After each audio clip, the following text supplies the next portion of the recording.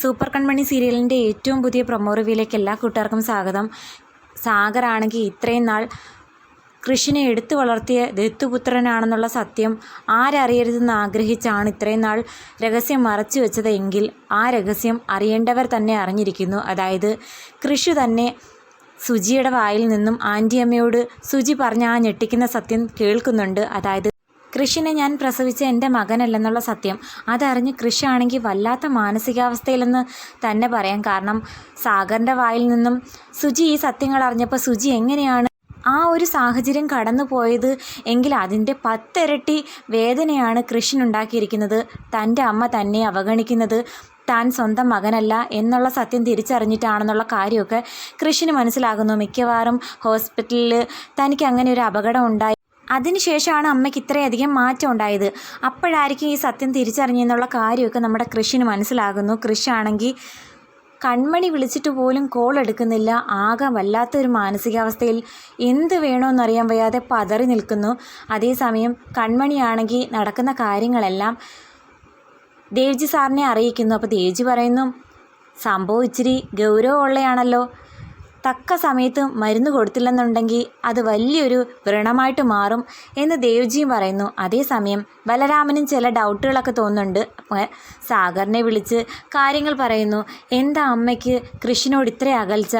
ഇനി ഞാൻ കാരണമെന്നുണ്ടെങ്കിൽ ഞാൻ തീർച്ചയായിട്ടും ആ വീട്ടിൽ നിന്ന് മാറി നിൽക്കാം. ഞാനിനി വന്ന് നിൽക്കുന്നതിൻ്റെ പേര് അമ്മയും കൃഷിയും തമ്മി അകലണ്ട എന്ന് പറയുന്ന സമയത്ത് സാഗർ പറയുന്നു, നീ കാരണമല്ല മോനെ അങ്ങനെയുള്ള പ്രശ്നങ്ങളൊക്കെ ഉണ്ടാകുന്നത്. നീ ആ വീട്ടിൽ നിന്ന് മാറി നിൽക്കുകയെന്നുണ്ടെങ്കിൽ പ്രശ്നം കൂടുതൽ രൂക്ഷമാകത്തേ ഉള്ളൂ. അതുകൊണ്ട് ഒരു കാരണവശാലും നീ വീട്ടിൽ നിന്ന് മാറി നിൽക്കണ്ട. എന്നാലും അച്ഛാ, പെട്ടെന്ന് അമ്മയും അതുപോലെ കൃഷിയും തമ്മിൽ ഇത്ര അകൽച്ച ഉണ്ടാകാൻ കാരണം എന്താ? ഒരു കാരണമില്ലാതെ ഇങ്ങനെയൊക്കെ ഉണ്ടാകുമോ എന്നൊക്കെ പറയുമ്പോൾ സാഗറിന് മറുപടിയില്ല.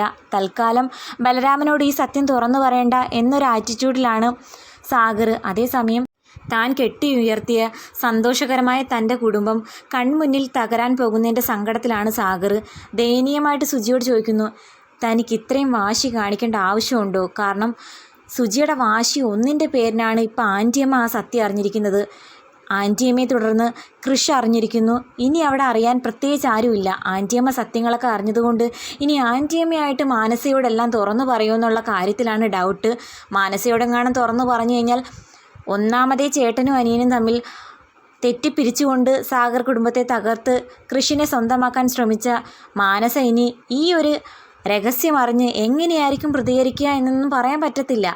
എന്നാലും സുജിയുടെ ഈ ഒരു വാശി സാഗറിൻ്റെ കുടുംബത്തെ അടിമുടി തകർത്ത് തരിപ്പണമാക്കാൻ പോകുന്നുണ്ട്. അപ്പോൾ എന്താകും കൃഷി ഇനി എങ്ങനെയായിരിക്കും സുജിയോട് പെരുമാറുന്നത്?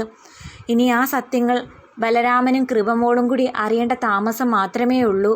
എല്ലാത്തിനും ഒരു തീരുമാനം ഉണ്ടാകാൻ. എന്തായാലും തന്നെ അവോയ്ഡ് ചെയ്യുന്ന അമ്മയോട് ഇനി കൃഷിന് പഴയതുപോലെ സ്നേഹം കാണിക്കാൻ പറ്റുമോ? അതുപോലെ സ്വന്തം മകനല്ലെന്ന് സത്യം അറിഞ്ഞപ്പോൾ ഇത്രയും നാൾ തനിക്ക് നൽകിയ സ്നേഹം പിൻവലിച്ച അമ്മയോട് പൊറുക്കാൻ കൃഷിനാകുമോ? എന്തായാലും നമ്മുടെ ആൻറ്റിയമ്മയാണെങ്കിൽ സാഗറിനെ സമാധാനിപ്പിക്കുന്നു.